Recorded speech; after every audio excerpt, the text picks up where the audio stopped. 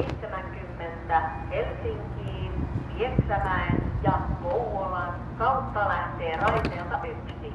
Pysähdyspaikat ovat Sukeva, Iisalmi, Lapinlahti, Siilinjärvi, Kuopio, Suonenjoki, Pieksämäki, Mikkeli, Mäntyharju, Kouvola, Lahti, Tikkurila ja Pasila.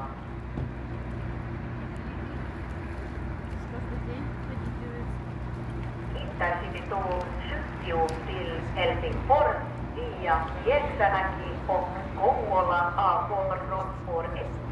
Detta tåg stannar i Sukeva, Iidensalmi, Lapinlahti, Siilinjärvi, Kuopio, Suonenjoki, Pieksämäki samt Mikkel, Mäntyharju, Kouvola, Lahtis, Tikkursby och Böle.